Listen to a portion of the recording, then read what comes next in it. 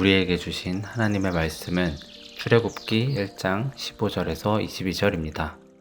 애굽 왕이 히브리 산파 시브라라 하는 사람과 부하라 하는 사람에게 말하여 이르되 너희는 히브리 여인을 위하여 해산을 도울 때에 그 자리를 살펴서 아들이거든 그를 죽이고 딸이거든 살려두라. 그러나 산파들이 하나님을 두려워하여 애굽 왕의 명령을 어기고 남자 아기들을 살린지라. 애굽 왕이 산파를 불러 그들에게 이르되 너희가 어찌하여 이같이 남자 아기들을 살렸느냐? 산파가 바로에게 대답하되 히브리 여인은 애굽 여인과 같지 아니하고 건장하여 산파가 그들에게 이르기 전에 해산하였더이다 하매 하나님이 그 산파들에게 은혜를 베푸시니 그 백성은 번성하고 매우 강해지니라. 그 산파들은 하나님을 경외하였으므로 하나님이 그들의 집안을 흥왕하게 하신지라. 그러므로 바로가 그의 모든 백성에게 명령하여 이르되 아들이 태어나거든 너희는 그를 나일 강에 던지고 딸이거든 살려두라 하였더라. 아멘.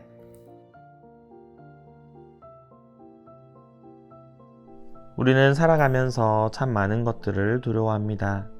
어린아이들은 친구들에게 소외당할까봐 두려워하고, 어른들은 경제적인 손해를 볼까봐 혹은 공들여 쌓아온 인간관계가 깨어질까봐 두려워합니다.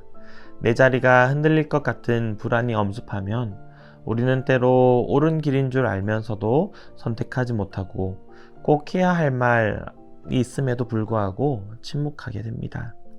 그런데 오늘 우리가 읽은 출애굽기 1장은 단순히 한 사람의 선택 이야기가 아니라 그보다 더 큰 배경 속에서 시작됩니다. 이스라엘 백성들은 애굽에서 놀랍게 번성했지만 그 번성은 그들의 힘이 아니라 하나님께서 주신 복이었습니다. 그러나 요셉을 알지 못하는 새 왕이 일어나면서 그 번성은 오히려 두려움의 이유가 되었고 핍박받는 이유가 되었습니다.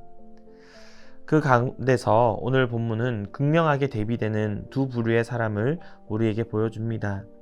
자기 생명과 왕권을 지키기 위해 다른 생명을 해치려 했던 애굽 왕 바로, 그리고 하나님을 두려워함으로써 생명을 살려낸 산파들입니다.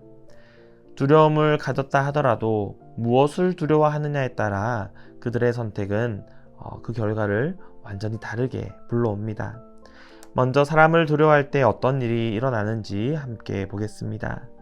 첫째로, 사람을 두려워하면 내 생명을 지키기 위해 다른 생명을 해치게 됩니다. 본문의 바로 왕은 히브리 민족이 많아지는 것을 두려워했습니다. 그래서 아들이 태어나면 죽이라고 명령했습니다. 자기 왕권을 지키기 위해 가장 약한 생명을 제거하려 한 것입니다. 사람을 두려워하고 세상의 가치를 절대적인 기준으로 삼으면 결국 나의 안전과 이익이 최우선이 됩니다. 이것은 오늘을 사는 우리 시대에도 만연하게 일어나는 태도입니다. 우리 역시 내가 손해가 볼까봐 혹은 인정받지 못할까봐 거짓을 선택하거나 타인을 깎아내리지는 않습니까? 내가 살기 위해서 누군가가 죽어야 한다면 오히려 그것을 당연하게 여기지 않는지는 돌아봐야 합니다. 사람을 두려워하는 그 길 끝에는 결국 생명을 해치는 선택이 남기 때문입니다. 하나님의 뜻에 합당한 삶을 살아가기 위해 우리는 하나님을 경외해야 합니다. 날마다 하루하루가 하나님 앞에서 살아간다라는 것을 기억하고 두렵고 떨린 마음으로 말씀의 주인이신 하나님 앞에 서야 합니다. 본문 17절에 등장하는 두려움은 바로 왕이 가졌던 두려움과는 다릅니다. 산파들의 두려움은 그들의 신앙적 태도를 나타내 보여줍니다. 그들은 하나님을 높이고 인정하는 태도로 하나님을 두려워하였습니다. 우리가 이 두려움을 경외라고 하지요. 그리고 하나님 앞에서 감히 함부로 할 수 없는 두려운 마음을 그들은 가지고 있었습니다. 하나님을 최고 권위로 인정하는 삶의 태도를 가지고 있었던 것이죠. 그렇기 때문에 하나님의 말씀에 반하는 생명을 해하는 일을 이들은 목숨을 걸고 불복하였던 것입니다. 사랑하는 성도 여러분, 하나님을 두려워하는 저와 여러분이 되시기를 바랍니다. 하나님의 말씀 앞에 두렵고 떨린 마음으로 날마다 나아가는 저와 여러분 되시기를 바랍니다. 그래야 할 때에 우리는 세상이 보는 눈을 이겨내고 하나님을 진정으로 두려워하며 하나님만이 우리의 참 왕으로 고백할 수 있습니다. 하나님을 두려워하는 사람은 사람의 명령보다 하나님의 뜻에 순종하며 생명을 살립니다. 하나님을 두려워한다라는 것은 그분을 내 삶의 가장 크고 높으신 분으로 인정하는 것입니다. 산파들은 왕의 명령을 어기면 당장 그들의 목숨이, 그들의 직업이 위태로운 상황이었습니다.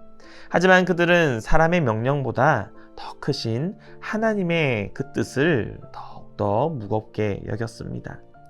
그들은 하나님 편에 서서 남자아이들을 살려냈습니다. 이것은 단순한 불복종이 아니라 생명의 주관자가 누구인지 고백하는 신앙적 선택이었습니다. 우리 역시 선택의 기로에 설 때가 많습니다. 사람들의 눈치를 보며 타협할 것인가? 아니면 하나님을 경외함으로 생명을 살리는 편에 설 것인가? 하나님을 참으로 두려워하는 사람은 하나님이 주신 생명을 살리는 길을 택합니다. 하나님의 사람은 생명을 잃는 한이 있어도 하나님을 두려워하는 그 믿음을 택합니다. 진정한 경외는 상황이 안전하다고 평안할 때만 드러나는 것이 아닙니다. 산파들의 선택은 결코 안전하지 않은 선택이었습니다.